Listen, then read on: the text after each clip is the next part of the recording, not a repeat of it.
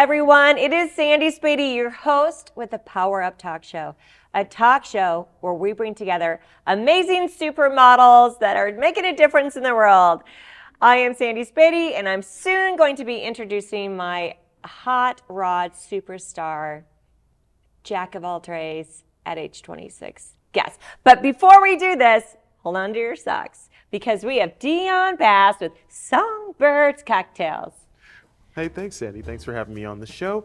When it comes to being a rock star, there's one thing rock stars do better than anyone else, and that is drink old fashions.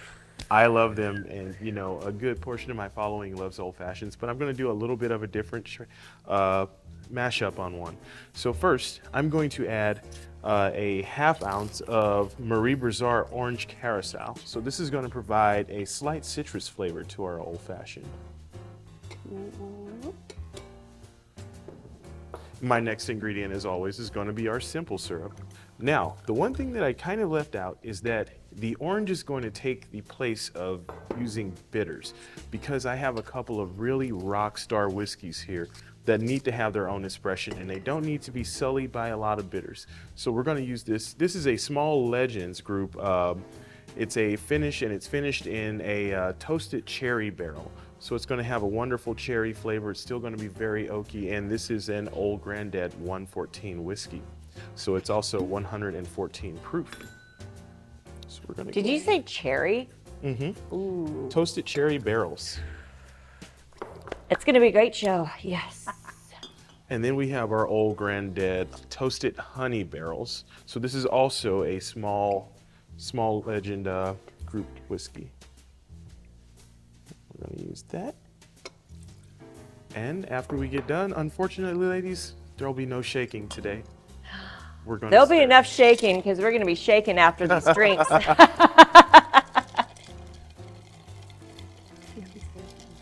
going to give this a nice stir till we get I usually get about a ½ ounce of dilution with my old fashions. I don't want too much, because I don't really want to take anything away from the beautiful whiskey.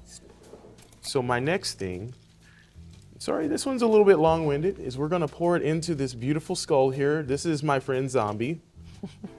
We hang out quite often. We talk about life. Life. We all need one of those. And right here I have a little bit of applewood, and we're going to give this a quick smoke.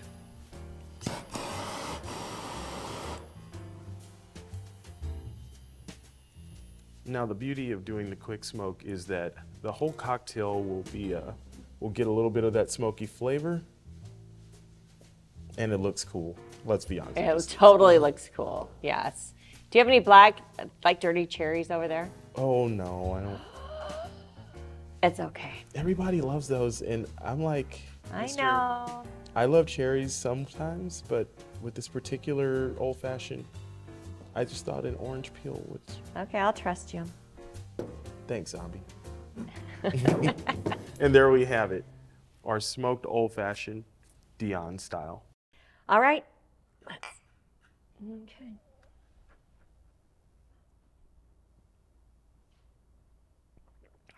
Oh, so strong. Whoa. Whoa. Okay, that was great, Dion. We are just sipping that today. It's a sipper. All right. There's nothing better to watch someone grow, to shine, to be where they are meant to be. And my next guest was one of my speakers almost 2 years ago with Women with Voices. And I'm so excited to introduce, I just got to get this straight, author, model, change maker, Nicole Buntgen, and author. Wow, Nicole, has it been 2 years since you moved to Omaha? It's been 3 years now. All right.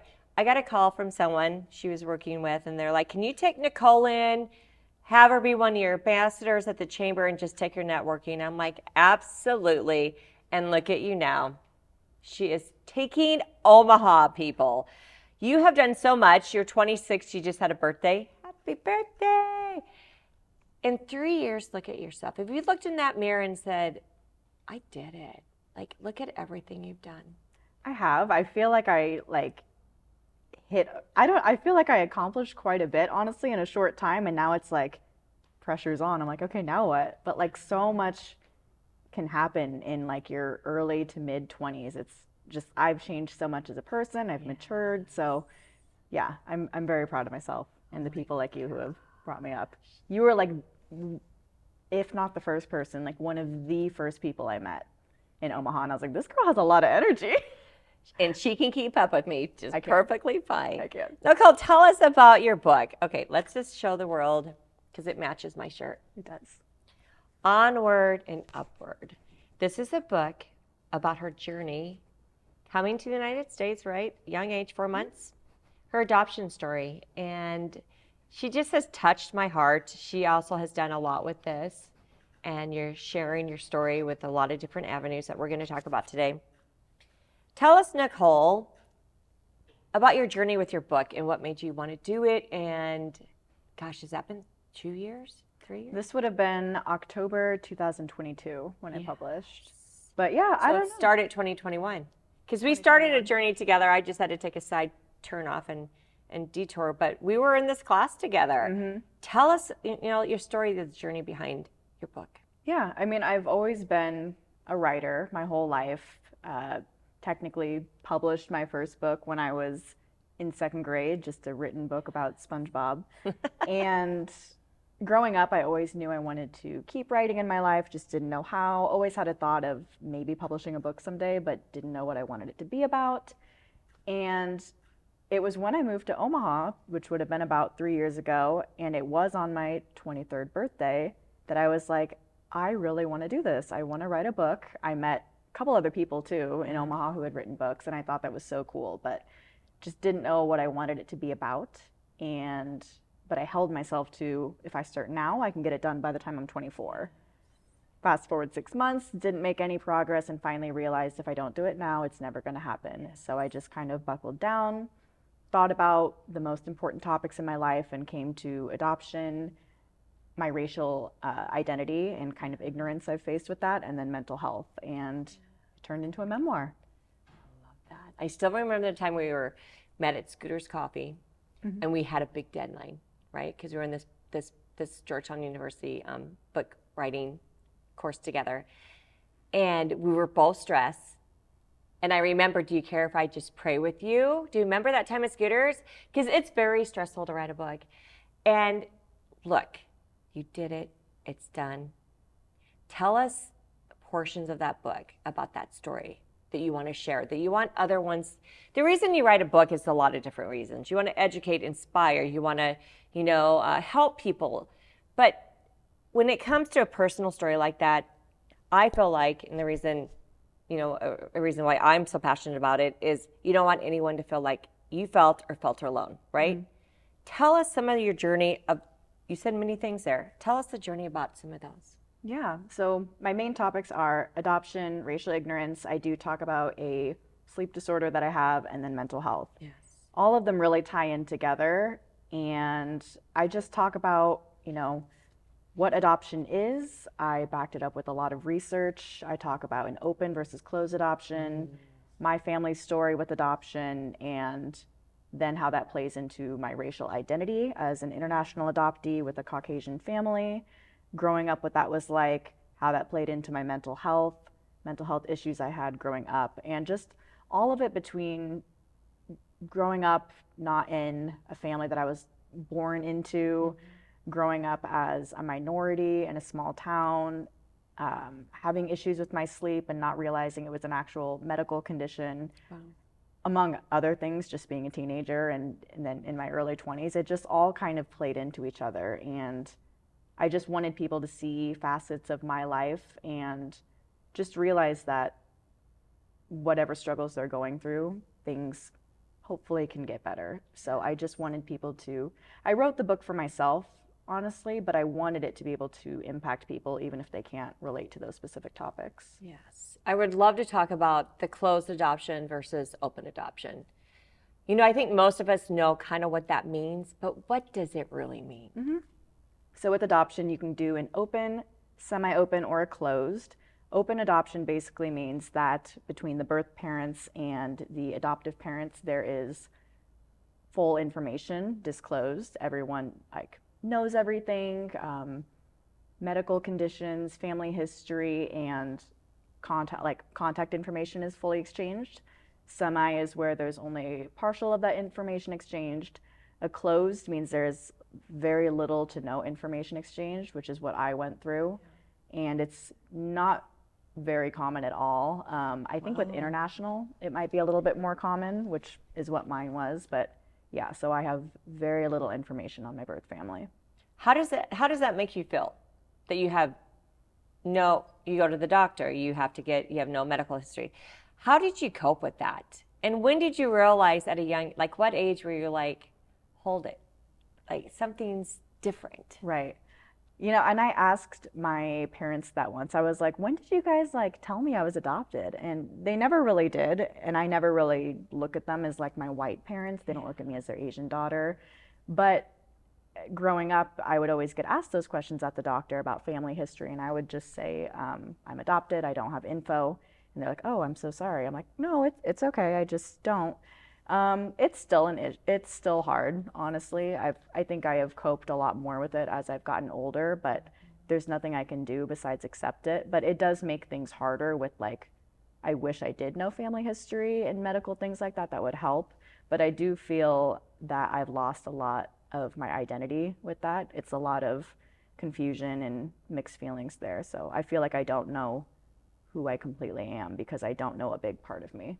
Do you feel that is what caused your mental illness, like more so in the sleeping disorder? Do you feel that that's a combination of a part of that, or is it, how do you feel about that? Like, because you don't have the history of your medical, right? So with that sleeping disorder, I know you took a sleep study, right? How does that affect that thinking about, okay, I'm taking a sleep study. I wish I knew if my parents, had that problem. Is that affect you? Like, how do you overcome that without like having it just like in your head all the time? Like, whoa, I'm in the sleep study. I wish I knew. Like, Right. How do you overcome that? I just try to stay as positive as I can with things. I just know I used to be really hard on myself, but I think as I've gotten older, I've really matured and come to accept myself with things and also realize that there's things I'll never know and I can't change that. So I think the sleep issues that I have play into my mental health, but I do my best every day to not let that stuff define me. But I recognize it. Yes. She's only 26. She has the wisdom of a 30-year-old. I love it. Tell us about living in a small town, being Asian, right? Mm-hmm. Growing up. How was that? It was fine. I mean, I don't have anything bad to say about small town life. I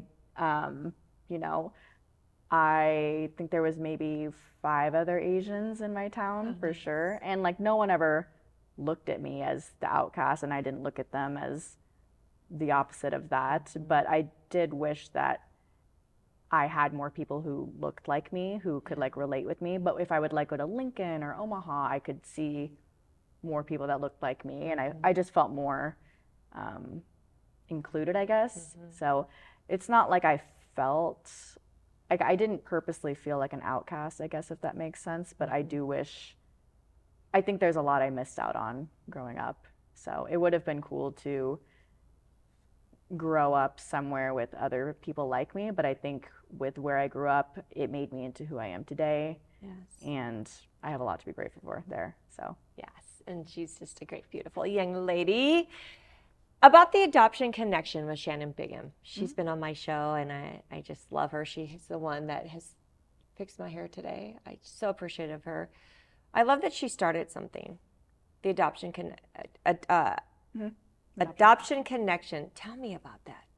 Yeah, that was all her. And so I got connected with Shannon through my work with the magazines, and we just got closer as time went on, and I didn't know that she was an adoptive mother. And so we instantly bonded over just our shared connection with adoption. And after she had her run in the pageant life and she chose her cause as adoption, it just brought us even closer. And I just love to be with like-minded people who advocate and stand up for what they believe in and use their platform for positive change. I love that so much, and that's what she does. And so with this with the adoption connection that she's created, I mean, she's trying to raise awareness, educate, bring more people in the adoption world together. And so that's what she's done with me and I've been taken under her wing. We traveled to the Capitol and did some cool stuff there. So it's been nothing but great. So I'm glad I can advocate for something we both feel very strongly about. That's my next question. That Capitol Hill. These two ladies went to Capitol Hill. What were you trying to accomplish there? So at the Capitol in Lincoln, they were trying to pass a law. I don't remember the specific law, but basically just to help those in the adoption world, specifically foster parents, and like what kind of resources they could use to help them and to benefit them. And so it was me and Shannon, and then her son's friend Will, who's also an Asian adoptee.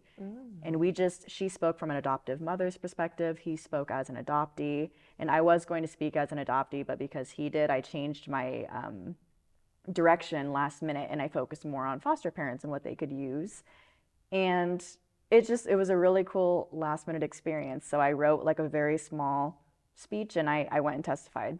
Never done anything like that. I had to sit like at a table and then like a round table of like all the people there. So it was very intimidating, but very empowering at the same time. Rewarding. So, yeah.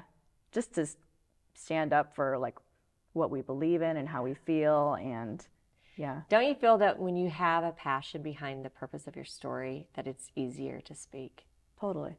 Because when she spoke, was that the first time you spoke at the Women with Voices, when we had launched your book at that event publicly? Yeah. And she killed it. Because you are living what you're meant to live. You're living your passion. And I just feel that when you are doing your life, how you want it to go, it just seems like easier to do it, right? Totally. I saw her on that interview at Capitol Hill, and you were wonderful. Thank you. Where do you want to take that next? I know she's already a change maker. She does so much. Anyone she touches, she just does incredible work and collaborations, and she's always a cheerleader for everyone. I think you were a cheerleader. I was a cheerleader, cheer coach. Like, we cheer people. Mm-hmm. What's your next step? What's going on with Nicole now? What's your next now? It's a great question. I'm trying to figure that out, actually. Yeah. I have a public platform where I've always used it to promote my book, but it's kind of shifted more into, I think it's because I went into writing this book as I just wanted to do it to do it. It was like my number one bucket list item, and I did it, and then I was like, oh my God, like I have to sell this for the rest of my life. And I didn't want to like just keep promoting the book, trying to sell it, but I wanted to create a community, raise awareness, and like Shannon said it once, and it just really resonated with me. Bring attention to the topics that I'm passionate about, which is, I would say, mainly just advocating for what you believe in and mental health. So I'm trying to turn my social media accounts into that. I want to just draw attention to mental health and what I believe in. I've had people tell me that I inspire them and I encourage them, and that lifts me up so much. And I'm like, if I can do that for more people, put a smile on their face, make them laugh, make them feel better about themselves, I feel like I am making a positive change. So I'm trying to just right now focus on that, dial in on that, and see where I can improve and help others more. So do you feel that you want to make your own community, maybe with adoptees, right? And bringing people together? Do you sense that? Because I know Shannon has hers, but I feel like also you could have your own with the adoptees, as far as, especially being Asian, coming from another country, like that's a whole targeted demographic too, that you could start your own community. Totally. Do you feel a need for that? I do. I think, growing up too, my parents wished that they had some more resources just as international adoptee parents, and how they can help themselves and help me with that. So yeah, I don't know what that would specifically look like, but I love being connected with people like Shannon and other people like that. So any way that I can just help create community, make people feel less alone, I would love to do that in some way. I think you're going to do it. It all begins with a passion. Totally. And a purpose, and you're doing it. Tell us about Nicole, the model, Omaha Fashion Week. I've watched you twice. She's amazing and natural. That's vulnerability, right? Yeah. To get up there as a young woman, I think you already have insecurities. I think all women do at some point. But to get up there, some of them, you know, you're showing, you're revealing, not, I mean, it's PG-13, but I'm just saying it's still hard to get on that stage alone and then wearing someone else's design, having someone else pick out what you want to wear, right? You don't get to choose. Tell us, first of all, what made you decide to do it? Tell us like the behind the scenes, like how did you cope with things and what's the outcome? Yes. So the magazines that I work for, we were invited there as press. Yes. I think it would have been 2 years ago. And so our editor and we went there and we were like, gosh, this is like so cool. And I wasn't like crazy into fashion at the time, but I really appreciated it. And it was just such a cool experience. And I have awesome people in my life who have always just complimented me, said that I should get into modeling or audition for it. And I think I had quite a few people tell me that, but it was after my sister actually said it that I finally was like, you know what, I'm going to do it. I was feeling good about myself and I just told myself, I'm going to audition. If I don't get it, at least I can say I tried, but I do hope I get it. So I did. I auditioned for it. I had no idea how to walk because there's a whole science behind that. But I made it. I made it for 2 designers. And She made it twice. Yes. I did. So Yay. I got to walk for 2 designers, which would have been a year ago, so February 2023. And they do Fashion Week 2 times a year. So then I auditioned again. I got to walk again for the fall show. And then I auditioned again, and I just got done walking again. So 3 times you've done it. Wow. What's the hardest and what's the best part of it? Like the good or the bad, the ugly. Like this is it, but this is the end outcome. The hardest, I would say, mentally preparing for it. As someone who hasn't ever done something like that, and maybe every girl has like dreamed about walking on a runway someday. I know I have for sure. And that is a slick runway. Like that is a very slick runway. I am not even kidding. And then when you're wearing heels on top of that, because like everyone's biggest fear is tripping on the runway. It's like the Sex in the City with Carrie, right? Yeah. She falls on the runway, Yeah. right? Yes, Yes. I could see that. So I think the mental preparation, you know, you walk down alone for the first time and everyone is watching you, all eyes. So, and there's just, the point of it though is you want to show off the outfit that you're wearing. Like, yes, you want to look good, but you are modeling for the designer. So I think the mental preparation of it is the most challenging, but after the first time, I'm just super excited. But it's nerve-wracking. The most fun, I would say just the actual moment of it. It goes so quickly. It's like 25 seconds on the runway, maybe a little bit more than that, but it is like just exhilarating. I mean, people are cheering for you. You are representing the designer. That's the hugest. And I think the learning experience I've gotten, not only from modeling, but learning about these brands and seeing the designers come out in the end, and they're so proud, and I'm so proud to represent them. So it's incredible. So I have a question now that it made me think of that. Does the designer pick you to model, or do they have a group that just pick models and then you go to that designer, or is the designer there and he picks out the model? The designers pick. Wow. Yep. So everyone, if you want to be in Omaha Fashion Week, you have to audition. And then the designers are already picked at that point. They have to audition themselves as well. So then once everybody auditions, the designers are given photo and video of everyone's headshot and of them walking, and they pick who they want. Wow. Mm-hmm. That's a compliment. Like that's a huge accomplishment and a compliment because they see something in you. They do. And I think another thing that always held me back was I'm very short, and which, you know, like typical model, like you think of like big runway models and like they're tall, like super tall, super skinny. And I also I got insecure about my race, honestly, for a little bit. But they want so much diversity, and especially like the model or the designers that I've modeled for. I mean, it is very diverse. Or there's somewhere like I'll see all very tall people, and it's really cool to see all of that. They all have a specific look they're going for, and so for these designers to see that in me, it's such a compliment. I love that. One thing about that evening is that it must have just been that designer, but they had all sizes and ages. Mhm. I can't remember the designer, but I thought that's really cool too. Yeah, Right? it is. So it's not just for the little or the tall or whatever. They had a whole lineup for that, and it was beautiful. I'm actually considered like old for a model. I mean, I think Really? I could be totally wrong, but the past couple times I've walked, I always like to ask like the girls in my group how old they are. And there was one time I think I was the oldest. A lot of them are like teenagers or like early 20s, and then there's like some 40-year-olds and stuff. It's super cool. I think they do a kids night. They did a cancer night one time, and then they'll do a student night. So like the designers are in school right now, so it's really cool. Like the community that even has brought together. So You gonna try out again? I am. Yes, you are.